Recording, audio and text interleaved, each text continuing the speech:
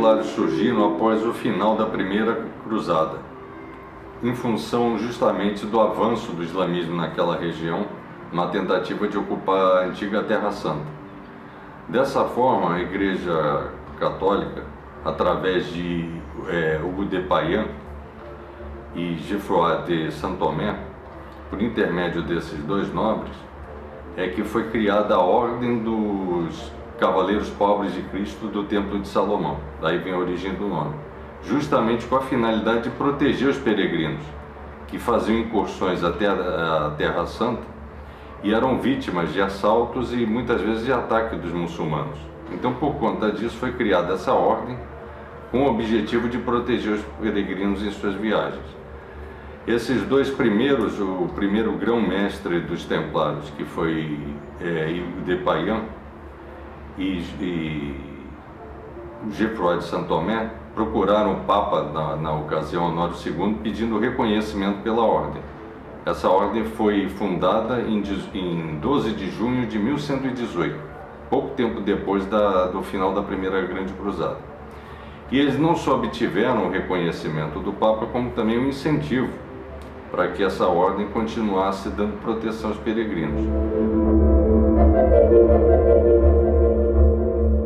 Pouco tempo depois, em 1129, eles foram até outro Papa, Inocêncio II, e obtiveram do mesmo não só o reconhecimento, como alguns incentivos fiscais.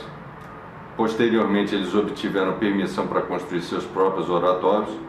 E dessa forma, com incentivo papal, eles passaram a se tornar muito poderosos, porque o Papa, além do reconhecimento, passou a incentivar que nobres e mesmo monarcas contribuíssem financeiramente com a ordem, além do que os próprios peregrinos pagavam para ter a proteção dos seus bens, para que não fossem vítimas de assalto.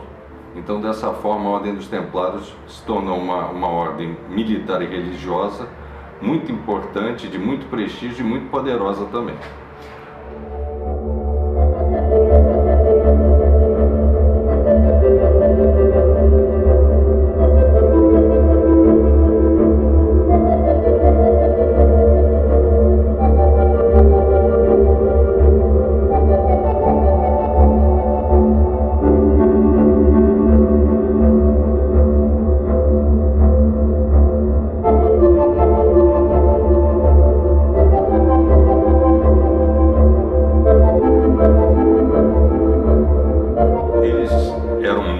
Cavaleiros, né, eram monges guerreiros.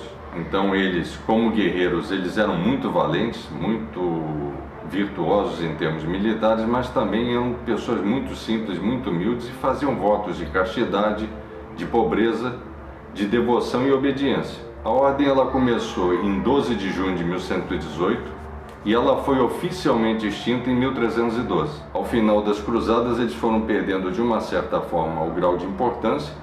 E também, além disso, como eles tinham um sistema financeiro, um sistema bancário de empréstimos, o rei Filipe IV, chamado de Filipe o Belo, rei da França, ele tinha uma grande dívida com os templários, porque ele, para poder honrar seus compromissos, ele foi obtendo empréstimos com os templários.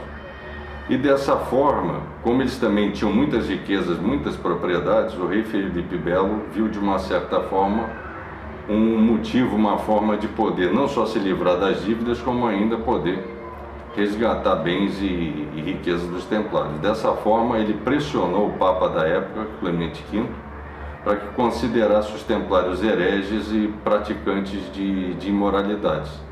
Sob essa acusação, é que o rei Filipe Belo acabou pressionando o Papa para que acusasse e condenasse à prisão os templários. Em 14 de setembro de 1307, o Papa Clemente V, então, decretou a prisão dos templários. Um mês depois, numa sexta-feira 13, dia 13 de outubro de 1307, eles foram convocados para uma grande reunião na França e era, na verdade, uma grande emboscada, porque aqueles que estavam em território francês foram aprisionados, a maioria foi queimada viva na fogueira, muitos foram feitos prisioneiros e foram torturados na perspectiva de se obter confissão através de tortura. E os seus líderes, o seu grão-mestre, né, seu último grão-mestre, Jacques de Molay, foi aprisionado e torturado para que ele entregasse o paradeiro dos templários que haviam fugido. E ele mesmo assim se manteve fiel, não só aos seus juramentos e aos seus princípios, ele não confessou em momento algum que estivesse praticando qualquer pecado, qualquer heresia, e também não entregou o paradeiro de seus correligionários.